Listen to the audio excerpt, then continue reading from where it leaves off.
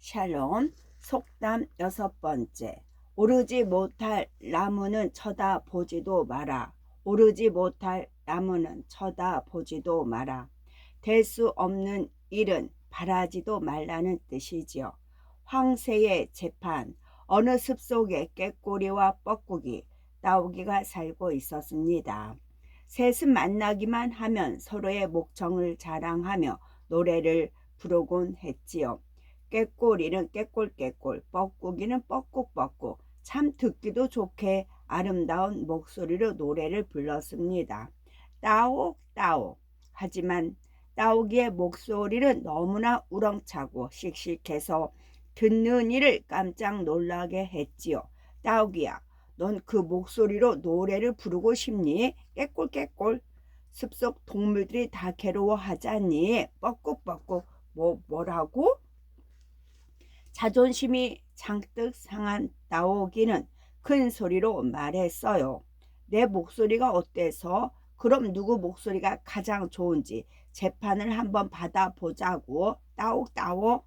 뭐? 재판이라고? 그래, 지혜롭고 공정한 황생님에게 재판을 받아서 누가 노래를 가장 잘하는지 판결을 내려보자. 오르지 못할 나무는 쳐다보지도 말랬어. 꾀꼴꾀꼴. 괜히 웃음꼴 당하지 말고 포기하렴. 뻐꾹뻐꾹. 흥, 두고 봐. 내가 꼭 이기고 말 테니까. 큰 소리를 쳐두긴 했지만 재판 전날이 되자 따오기는 걱정이 이만저만이 아니었어요. 자기가 생각해도 자신의 목소리는 아름다움과는 거리가 멀었거든요. 따오기는 온갖 먹이들이 가득 담긴 항아리를 가지고 황새를 찾아갔지요. 황새님, 부탁드릴 일이 있습니다. 내일 저와 꾀꼬리 뻐꾸기가 노래 시합을 벌이기로 하였는데 그때 제 손을 들어주셨으면 합니다. 옳지, 그거야 쉽지. 황새는 먹이 항아리를 보더니 눈이 휘둥그레져서 말했어요. 다음날 재판이 시작되었어요. 꾀꼬리는 꾀꼴꾀꼴 아름다운 목소리로 노래를 불렀어요. 하지만 황새는 고개를 절레절레 흔들더니 말하였지요. 꾀꼬리는 목소리가 아름답기는 하나 너무 가벼우니 어디 쓸 데가 없구나. 뻐꾸기도 뻐꾹뻐꾹 고운 목소리로 노래를 불렀어요. 이번에도 황새는 고개를 절레절레 흔들었어요. 뻐꾸기의 목소리는 곱기는 하나 너무 슬프게 들린다. 드디어 따오기의 차례가 되었어요. 따오기는 따옥따옥 듣기 싫은 목소리로 노래를 불렀답니다. 하지만 황새는 무릎을 탁 치며 말했어요. 옳거니 바로 저 목소리가 최고구나. 따오기, 네 목소리는 참으로 우렁차고 씩씩해서 좋다. 따오기, 네가 이겼다. 모두들 고개를 갸우뚱했지만 재판관 황새가 그렇다는 데야 뭐 할 수가 있나요? 꾀꼬리와 뻐꾸기는 분통이 터졌지만 그대로 되돌아갈 수밖에 없었답니다. 하지만 그날 이후로도 꾀꼬리, 뻐꾸기, 따오기의 노래 시합은 쭉 계속되고 있다고 하네요. 꾀꼬리와 뻐꾸기가 노래를 못 부르는 따오기를 얕잡아 보면서 오르지 못할 나무는 쳐다보지도 말라고 말하네요. 이럴듯 오르지 못할 나무는 쳐다보지도 말라는 속담은 될 수 없는 일은 바라지도 말라는 뜻이랍니다. 결국 시합에 이기기 위해 황새에게 뇌물을 준 따오기는 아마 오래오래 부끄러웠을 거예요. 하지만 따오기와 달리 열심히 노력한다면 아마 오르지 못할 나무는 하나도 없을 겁니다. 41번째. 울며 겨자 먹기. 울며 겨자 먹기. 싫은 일을 좋은 척하고 억지로 하지 않을 수 없는 경우를 나타내는 말이지요. 큰 무와 송아지. 옛날 옛적 어느 마을에 착한 농부가 착한 아내와 오손도손 행복하게 살고 있었습니다. 농부는 아내와 여름 내내 밭에서 열심히 일하였지요. 드디어 가을이 되어 물을 수확하는 날이 되었습니다. 올해 무농사가 정말 풍년이구려. 이 무 좀 봐요. 엄청 크고 달아 보이지요? 땅에서 쑥쑥 물을 뽑아 올릴 때마다 두 사람의 입가에 한박 웃음이 떠나질 않았답니다. 그런데 그때였어요. 어라, 이 무는 왜 안 뽑히지? 무슨 일이에요? 아무리 힘을 주어도 이 무가 뽑히질 않아요. 부부가 용을 쓰는 모습을 보고 마을 사람들이 하나둘 모여들었어요. 그러고 다 함께 물을 뽑기 위해 안가한 힘을 썼지요. 영차, 영차. 온 마을 사람들이 하루 종일 고생한 끝에 드디어 땅에서 무가 뽑혀져 나왔어요. 에구머니나 세상에. 이렇게 큰 무는 난생 처음 봐요. 놀랍게도 무의 크기는 송아지만 했답니다.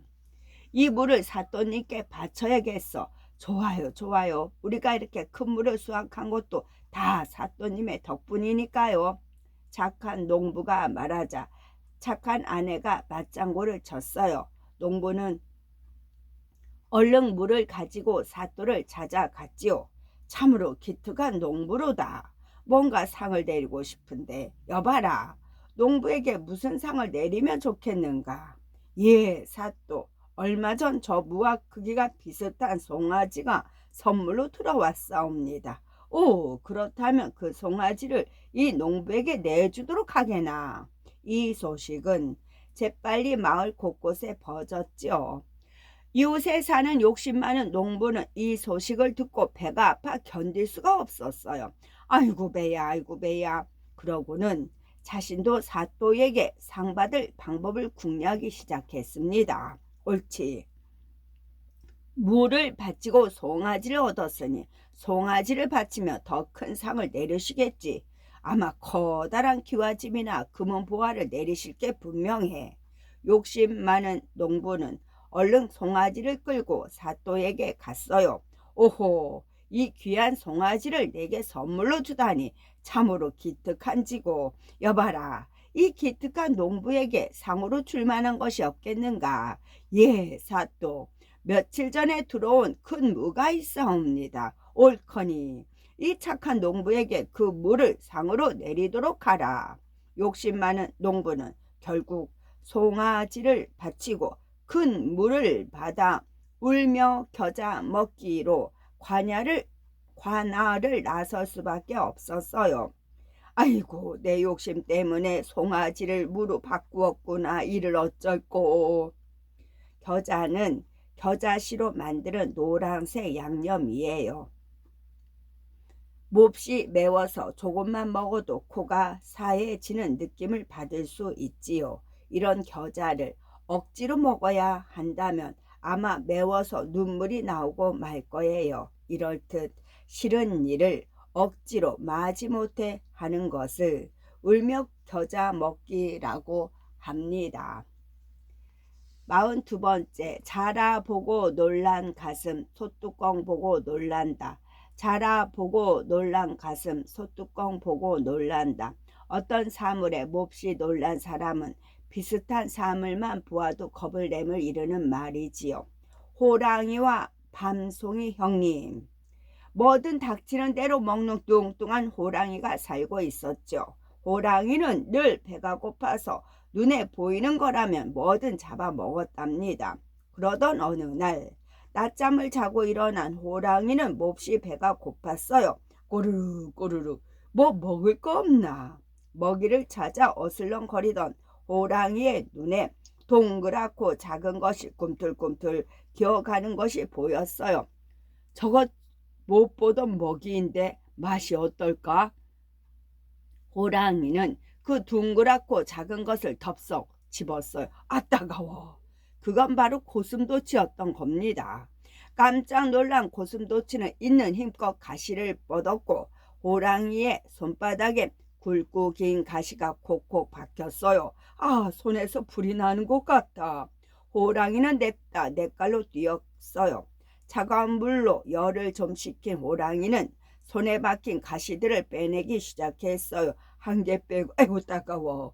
두 개 빼고 아이고 머니 따가워. 세 개 빼고 아이고 고고 호랑이 죽는다. 눈물까지 찔끔. 호랑이 체면이 말이 아니었지요. 드디어 모든 가시를 다 뺀 호랑이는 그 자리에 쭉 뻗어 버렸어요. 긴장이 풀리자 잠이 솔솔 왔지요. 그때였어요. 톡, 톡톡, 도독톡. 나무에서 호랑이의 얼굴로 뭔가 자꾸 떨어졌어요. 벌떡 일어난 호랑이가 깜짝 놀라 보니 그건 가시 달린 조그만 고슴도치들이 아니겠어요. 이크, 내게 복수하려나 보다. 호랑이는 납작 엎드려 두 손 모아 빌었습니다. 고슴도치 형님 용서해 주세요. 다시는 안 그럴게요. 제발 목숨만 살려주세요. 하지만 고슴도치는 아무 말도 하지 않았어요. 정말 화가 많이 나셨군요. 아이고 형님, 그리고 너그러운 마음으로 제발 한 번만 용서해 주세요. 사실 나무에서 떨어진 건 고슴도치가 아니라 밤송이들이었답니다. 자라보고 놀란 가슴, 소뚜껑 보고 놀란다고 호랑이는 그 사실도 모른 채 해가 저물 때까지 밤송이에게 빌고 또 빌었답니다. 갑자기 자라난 자라를 보고 놀란 사람이 갑자기 나타난 자라를 보고 깜짝 놀란 사람이 자라의 등껍질처럼 크고 둥글고 단단한 소뚜껑을 보고 다시 한번 놀랐대요. 이처럼 무엇에 놀라면 그와 비슷한 것만 보아도 겁이 난다는 것을 자라 보고 놀란 가슴, 소뚜껑 보고 놀란다는 속담으로 표현한답니다. 어떤 일에 한번 혼이 나면 그와 비슷한 것만 보아도 공연히 겁을 낸다는 것이지요. 국에 된 놈 냉수 보고도 놀란다. 몹시 되면 회도 부쳐 먹는다. 몹시 되면 회도 부쳐 먹는다로 바꿔 쓸 수 있습니다.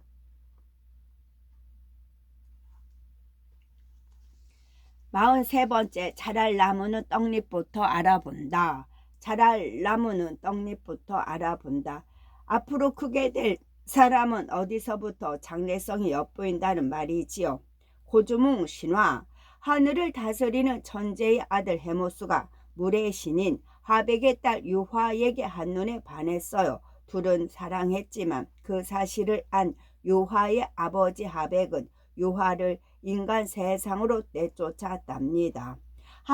한편 부여를 다스리는 금화 왕은 신하들과 함께 사냥을 하다가 연못에 홀로 앉아있는 유화를 발견했어요. 한눈에 유화가 보통 인간이 아님을 알아본 금화 왕은 유화를 자신의 궁전으로 데리고 갔어요. 햇볕이 잘 드는 방에서 머무르던 유화는 자기도 모르는 사이에 그만 아이를 갖게 되었답니다. 몇 달 후 유화가 낳은 아이를 본 사람들은 깜짝 놀랐어요. 유화가 낳은 것은 아기가 아니라 하얀 알이었습니다. 참으로 회개한 일이로다. 당장 그 알을 내다 버려라. 하지만 동물들도 버려진 알을 귀하게 여겨 함부로 하지 않자 금화 왕은 결국 알을 유화에게 돌려주었어요. 며칠 후 알을 깨고 남자아이가 태어났지요. 아이는 태어난 지 한 달도 안 돼 말을 하기 시작했고 한번 글을 읽으면 절대로 잊는 법이 없었습니다. 커서는 활 쏘기를 잘해서 금화 왕과 신하들은 그에게 활을 잘 쏘는 사람이라는 뜻의 주몽이라는 이름을 붙여주었지요. 자랄 나무는 떡잎부터 알아본다더니 주몽은 앞으로 크게 될 거야. 아버지가 흐뭇하게 주몽을 바라보는 것을 질투한 금화 왕의 7 왕자는 모함을 하기 시작했어요. 아버지, 주몽은 자신의 재주가 뛰어나다 해서 우리들을 무시하고 자신이 이 나라의 왕이 될 거라고 떠들고 다닙니다. 분명 아버지마저 해치려 들 것입니다. 금화 왕은 7 왕자의 거짓말을 믿고 주몽에게 마구간에서 말을 돌보는 일을 하라고 명령했지요. 주몽은 마구간에 있는 말 중 가장 훌륭한 말을 골라서 그날부터 먹이를 주지 않았어요. 말은 하루가 다르게 비실비실 말라갔지요. 얼마 뒤 마구간을 찾아온 금화 왕은 주몽이에게 가장 말라 보이는 말을 선물로 주었어요. 주몽이 그날부터 다시 말을 잘 돌보아 주었더니 금세 튼튼한 말이 되었지요.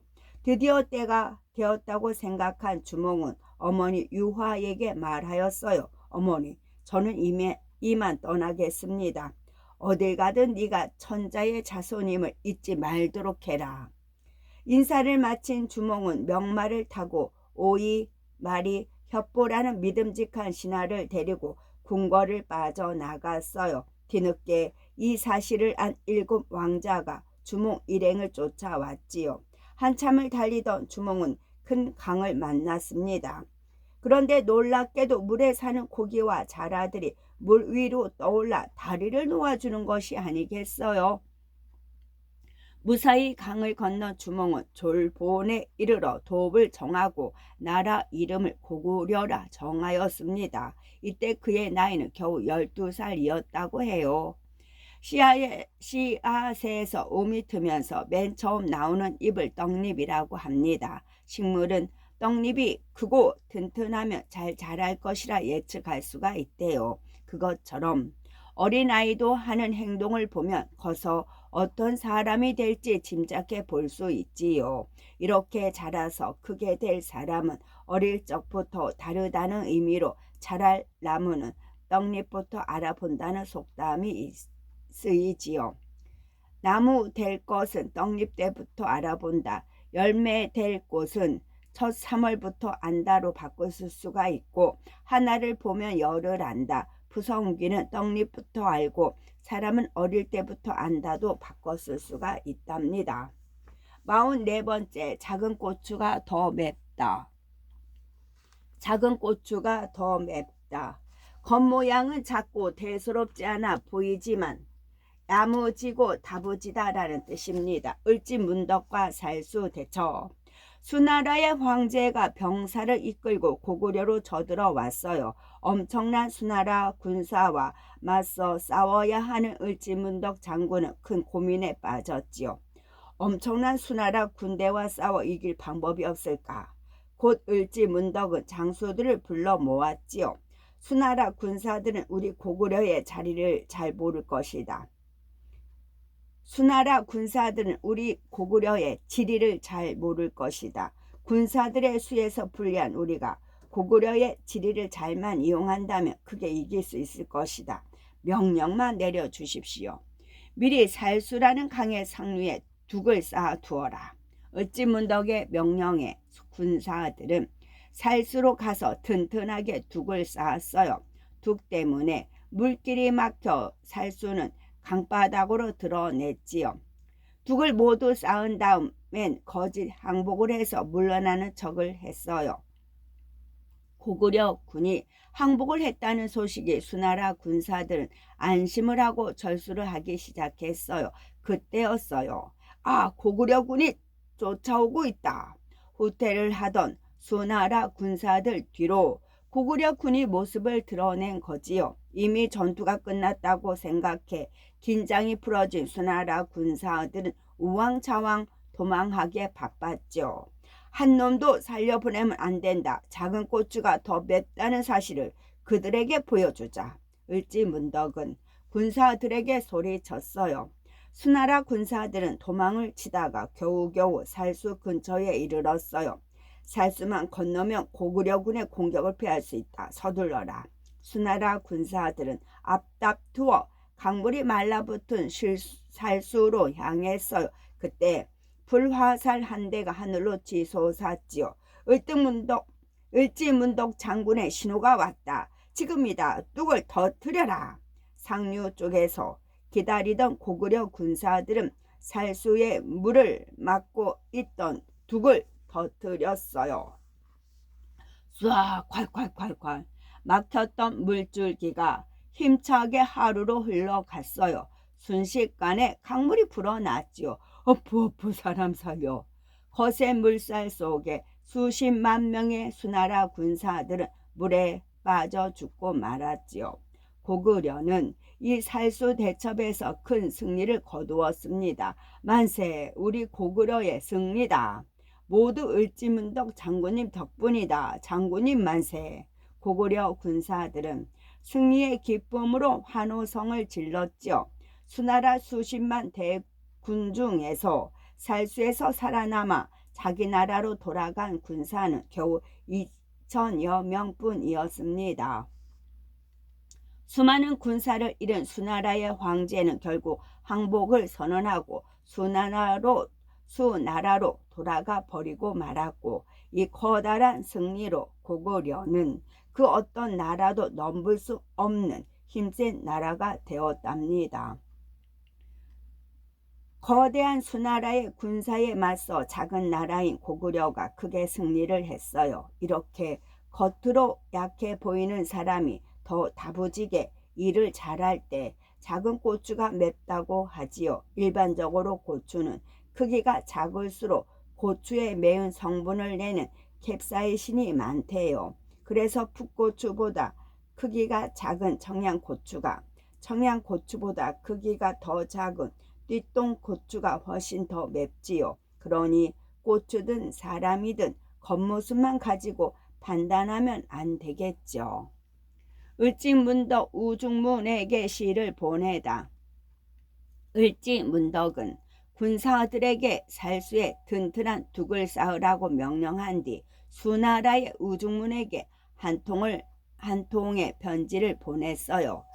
그대의 신통한 작전은 하늘의 이치를 다했고 그대의 규묘한 계략은 땅의 도리를 다했도다. 이미 몇 차례의 전쟁에 이겨서 그 공이 높으니 이제 만족할 줄 알고 돌아가는 게 어떠한가. 그만하면 됐으니 크게 혼나고 싶지 않으면 수나라로 돌아가라는 내용이었지요. 자신을 놀리는 시를 읽은 우중문은 화가 나서 편지를 구겨버렸어요. 그리고 그제야 을지문덕의 계략에 빠졌다는 사실을 알아챘지만 때는 이미 늦었지요. 을지문덕은 누구인가? 을지문덕은 언제 태어났고 죽었는지, 어떤 어린 시절을 보냈는지 전혀 기록에 남아있지 않아요. 다만 삼국유사에는 살수대첩에서 보인 그의 비범한 모습이 자세히 실려 있답니다. 을지문덕은 수나라의 군대를 맞이하면서도 전혀 겁내지 않을 만큼 침착하고 대범한 성격이었지요. 을지문덕 덕분에 고구려는 그 어떤 나라도 넘볼 수 없는 힘센 나라가 되었습니다. 이 같은 훌륭한 업적은 역사에 길이길이 남아 빛나고 있답니다. 45번째, 재주는 곰이 넘고 돈은 주인이 받는다. 재주는 곰이 넘고 돈은 주인이 받는다. 수고하는 사람은 따로 있고 그 일에 대한 대가는 다른 사람이 받는다. 사자와 곰과 여우. 아기 사슴 한 마리가 깡충거리며 뛰어다니고 있었어요. 사슴은 숲속에 얼마나 무서운 동물들이 살고 있는지 몰랐답니다. 마침 배가 고픈데 너 참 잘 만났다. 이때 곰 한 마리가 나타났어요. 어머나. 아기 사슴은 그만 기절하고 말았어요. 쓰러진 아기 사슴을 보며 곰은 입맛을 쩝쩝 다셨어요. 오늘 점심은 배부르게 먹을 수 있겠구나. 이때 어디선가 사자 한 마리가 나타났어요. 그 먹이를 내게 내놓으시지. 뭐라고? 그 사슴은 멀리서부터 내가 찍어둔 거야. 사자의 억지에 곰은 화가 나기 시작했어요. 웃기지 마. 이 사슴을 기절시킨 건 나라고. 결국 곰과 사자의 싸움이 시작되었어요. 하지만 쉽게 승부가 날 것 같지는 않았지요. 빨리 아기 사슴을 포기해. 누가 할 소리. 엎치락 뒤치락. 싸우는 동안 곰과 사자는 점점 지쳐갔어요. 아이고 힘들다. 잠시 쉬었다 싸우자. 곰과 사자는 그만 힘이 다 빠져서 쓰러져 버리고 말았답니다. 하지만 둘이 꿈에도 모르는 사실이 있었어요.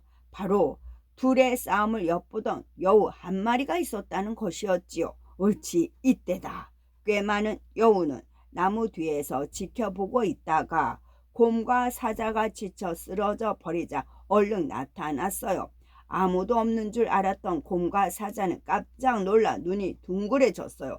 바보 같은 것들. 싸우는데 정신 팔려서 내가 있는 것도 모르다니. 이 사슴은 내가 맛있게 먹을게. 그러고는 아기 사슴을 덥석 물고는 유유히 숲속으로 사라져 버렸답니다. 그 모습을 보면서도 힘이 다 빠진 사자와 곰은 움직일 힘조차 남아있지 않았어요. 재주는 곰이 넘고 돈은 주인이 받는다더니 우리가 저 얌체 여우만 좋은 일을 시켰구나. 고생은 곰과 사자가 다 했는데 결국 아기 사슴을 얻은 것은 꽤 많은 여우였네요. 서커스를 본 적이 있나요? 곰이 공을 튕기면서 신나게 재주를 부리지만 입장료는 누가 가져갈까요? 곰이 아니라 곰의 주인이겠지요. 이렇듯 고생하여 일한 사람이 대가를 받지 못하고 다른 사람이 받을 때 재주는 곰이 넘고 돈은 주인이 받는다라고 합니다.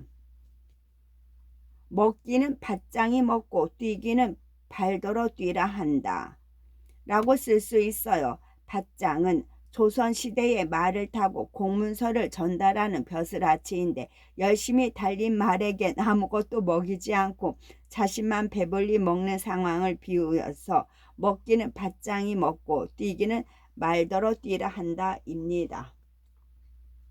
46번째, 제 눈의 안경이다. 제 눈의 안경이다. 보잘것없는 물건이라도 제 마음에 들면 좋게 보인다는 뜻. 두더지의 사위감. 옛날 아주 먼 옛날 두더지가 딸과 함께 살고 있었습니다. 두더지 눈의 딸은 어느 나라 공주님보다 더 예뻤지요.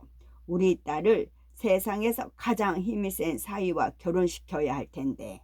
두더지는 고민하다가 결국 세상에서 가장 힘이 센 사위를 직접 찾아 나서기로 했지요.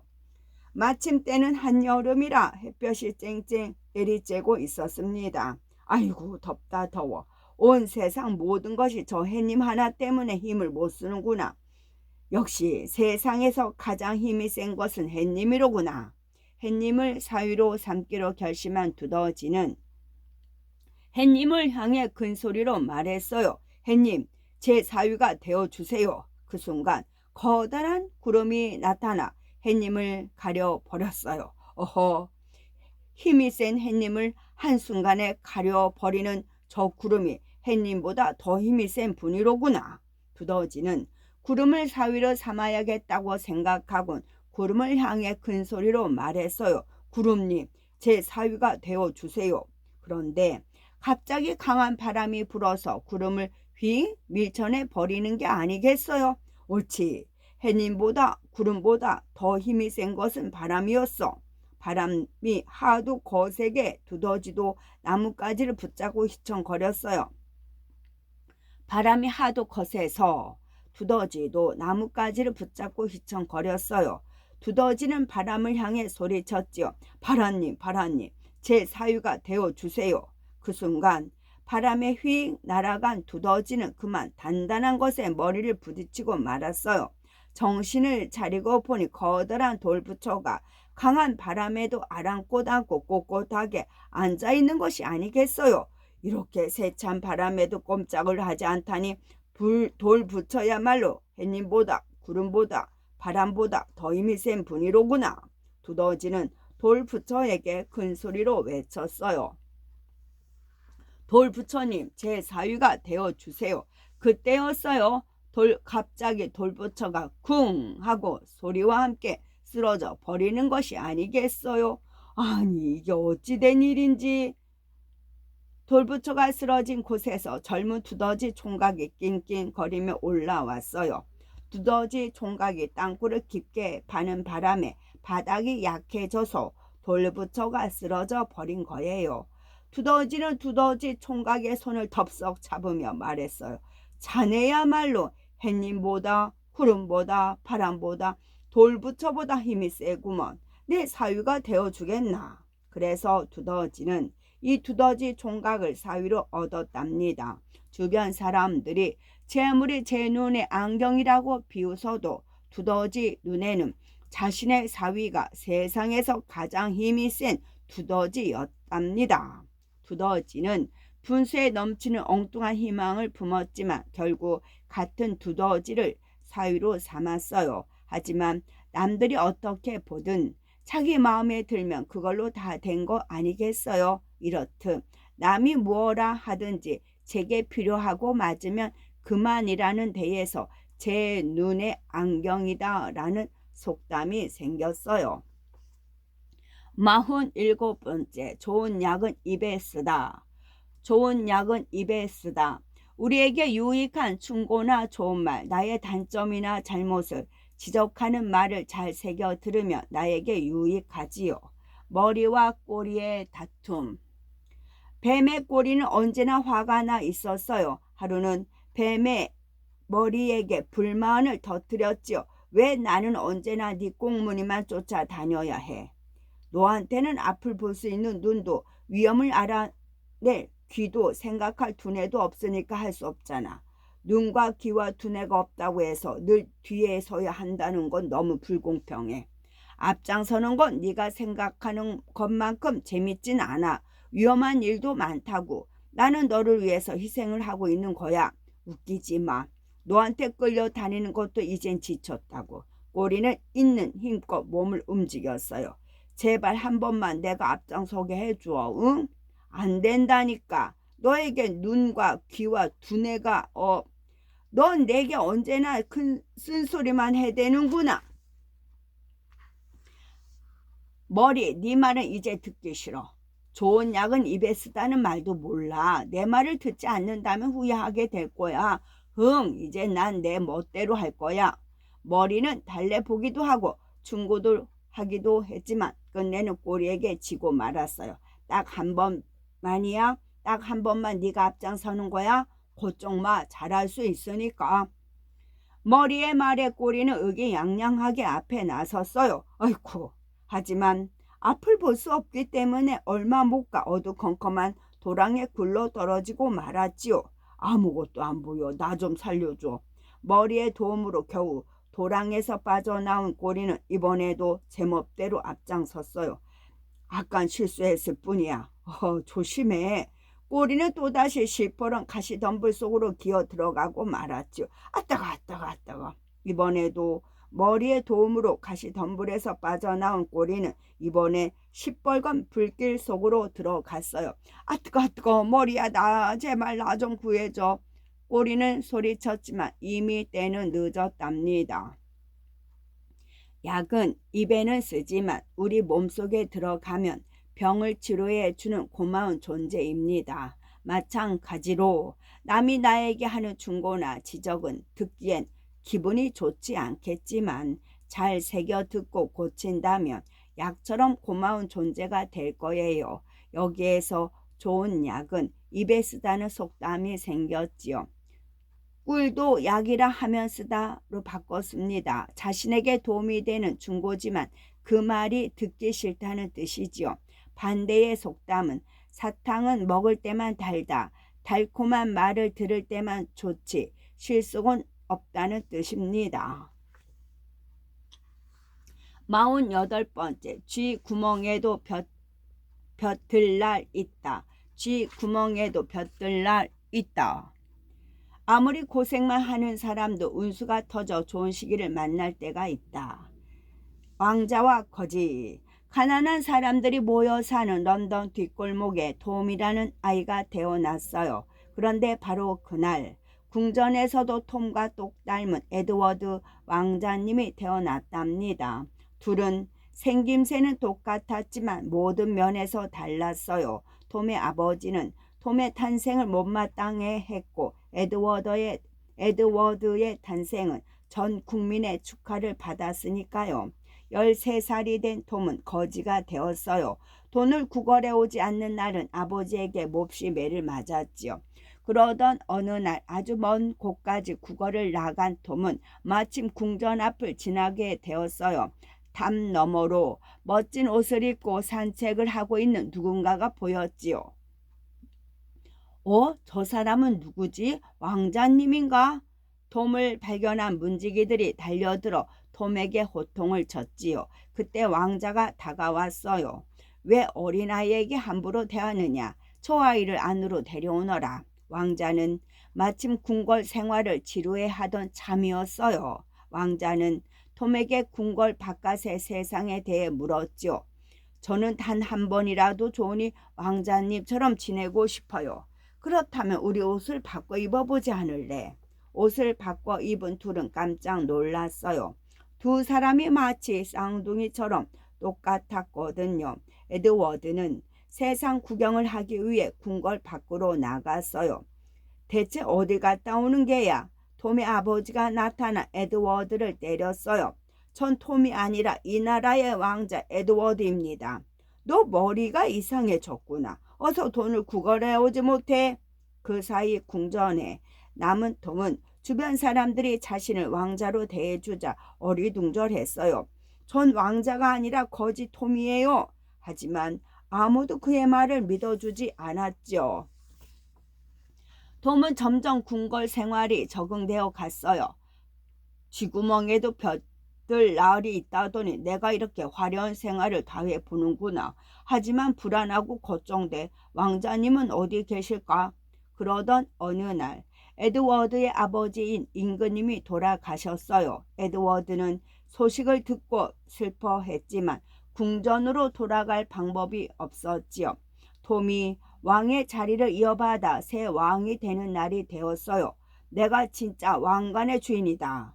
왕관이 톰의 머리에 씌워지려는 순간 진짜 왕 에드워드가 나타났습니다.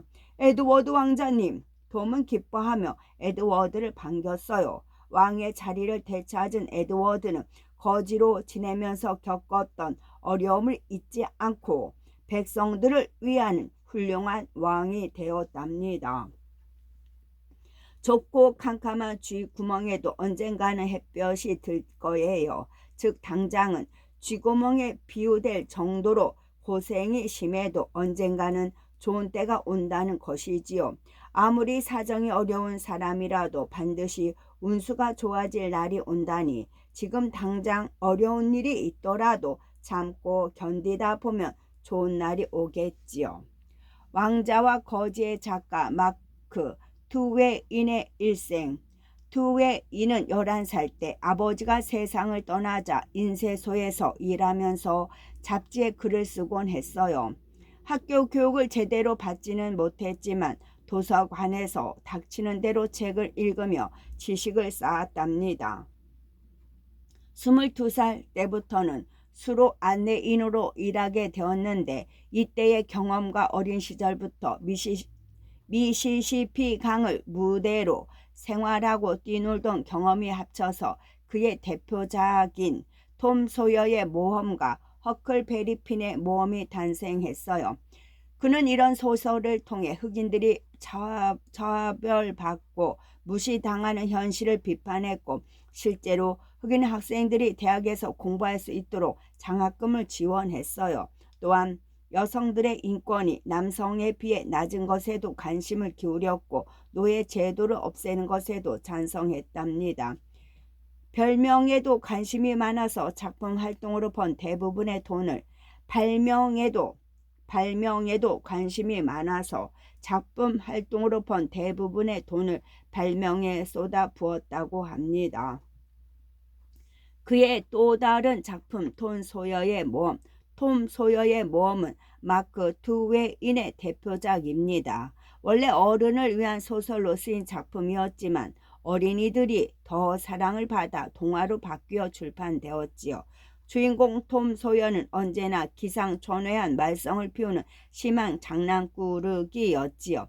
그는 미시시피 강과 숲을 배경으로 해적이 되기를 꿈꾸기도 하고 살인사건의 범인을 밝혀내기도 하며 보물을 찾아내는 등 대단한 모험을 펼칩니다. 물론 그의 옆에는 친구 허크베리 핀이 언제나 함께하지요. 이 이야기는 어린이들에게 진정한 우정과 용기를 가르쳐주며 힘들고 고통스러울 때 어떻게 웃음과 사랑으로 그것을 대처해 나가는지를 보여준답니다. 49번째 티끌 모아 태산. 작은 것이라도 모이면 큰 것이 된다. 벽시 한 톨. 옛날 어느 마을에 며느리를 셋 둔 부자가 살고 있었습니다. 부자에겐 한 가지 고민이 있었는데 그건 바로 누구에게 곳간의 열쇠를 물려줄까 하는 것이었지요. 큰 며느리는 너무 게으르단 말이지. 둘째는 행동이 방정맞고 셋째는 아직 나이가 너무 어려. 이를 어쩐다. 그러던 어느 날 부자는 좋은 생각이 났는지 새 며느리를 모두 불러들였어요. 그리고 벽시 세 톨을 내밀었지요. 이것은 아주 귀한 것이니라 잘 간직하도록 하여라. 벽시 한 톨씩을 받아 가지고 나온 큰 며느리는 입이 삐쭉 나왔어요. 대체 벽시 한 톨이 뭐가 귀하단 말이야. 큰 며느리는 벽시 한 톨을 마당에 휙 던져 버렸어요. 둘째 며느리도 마찬가지로 기가 막혔어요. 아버님이 노망이 나셨나? 이걸 대체 뭐에 쓰라고? 그리고 입에 넣고 씹다가 뱉어버리고 말았죠. 셋째 며느리는 받은 벽시 한 톨을 손바닥 위에 올려놓고 생각했어요. 아버님께서 아무 이유 없이 이것을 주시진 않으셨을 거야. 분명히 이 벽시를 이용해 어떻게 재산을 불리는지 시험해 보시려는 거겠지. 티끌 모아 태산이랬으니 이 벽시를 태산으로 한번 만들어 볼까. 셋째 며느리는 마당에 벽시를 가만히 놓았어요. 그랬더니 참새가 벽시를 주워 먹으려고 날아오는 게 아니겠어요. 옳지, 이때다. 기다리고 있던 셋째는 얼른 속고리를 덮어서 참새를 잡았답니다. 시장으로 간 셋째는 상인에게 참새 한 마리를 주고 병아리를 샀어요. 그러고는 집으로 가져와 정성껏 키웠지요. 시간이 흘러 병아리는 튼튼한 암탉이 되었어요. 암탉은 하루에 한 번씩 알을 낳았어요. 그 알들 중 몇 개는 팔아서 새로운 암탉을 샀고 또 몇 개는 잘 품어서 또 다른 수탉 암탉으로 키워냈어요. 그래서 이번엔 시장에 가서 닭들을 팔아 새끼 돼지를 샀답니다. 새끼 돼지를 정성껏 키우니 금세 어미 돼지가 되었고 이 어미 돼지가 또 여러 마리의 새끼 돼지를 낳았지요. 셋째 며느리는 이 새끼 돼지들을 팔아 송아지 한 마리를 사서 잘 키워 커다란 암소 한 마리를 만들었어요. 그리고 그 암소들이 새끼를 계속 낳아 결국 넓은 논을 살 수가 있었죠. 어느 날 부자가 새 며느리를 불러 벽시 한 톨을 어떻게 했느냐고 물었어요. 버렸는데요. 뭐가 버렸어요?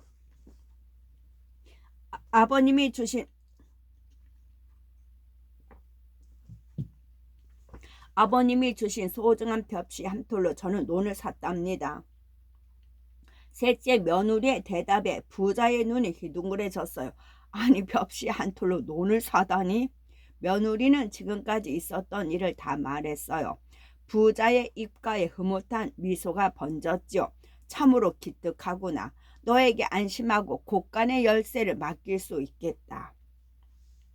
티끌은 흙가루, 먼지, 모래, 알갱이처럼 아주 작은 부스러기들을 말해요. 이렇게 작은 부스러기들도 모이고 모이면 높고 큰 태산을 이룰 수 있다는 것을 티끌 모아 태산이라는 속담으로 표현한답니다. 아무리 작은 것이라도 자꾸 모으면 나중에는 많아진다는 뜻이지요. 개미 금탄 모듯 하다. 개미처럼 꾸준히 조금씩이라도 벌어서 재산을 저축한다는 뜻도 같은 뜻이고 실토랑 모여 대동강이 된다도 같은 뜻입니다. 50번째 하늘이 무너져도 솟아날 구멍이 있다. 하늘이 무너져도 솟아날 구멍이 있다. 아무리 어려운 경우에 처하더라도 살아나갈 방법은 있다.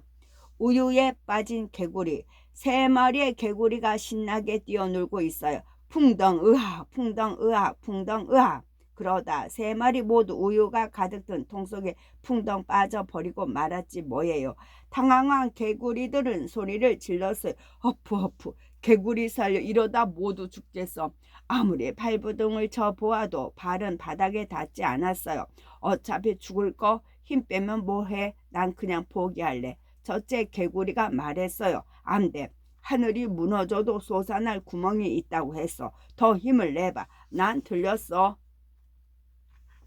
셋째 개구리가 말렸지만 헤엄치기를 포기한 첫째 개구리는 꼬르륵 곧 우유에 빠져 죽고 말았어요. 우리라도 좀 꼭 살아야 해. 둘째 개구리와 셋째 개구리는 이 살기 위해 있는 힘껏 헤엄을 쳤어요. 하지만 얼마 안가 팔다리에 힘이 빠지기 시작했지요. 나도 더 이상은 안 되겠어. 팔다리가 너무 아파. 이번에 둘째 개구리가 말했어요. 포기하면 안 돼. 너도 그만해. 우린 어차피 죽게 될 테니까. 셋째 개구리가 고개를 저으며 말했어요. 노력도 안 해보고 죽는 건 바보 같은 짓이야. 하늘이 무너져도 솟아날 구멍이 있다고 했단 말이야. 나도 그만 포기할래. 꼬르륵.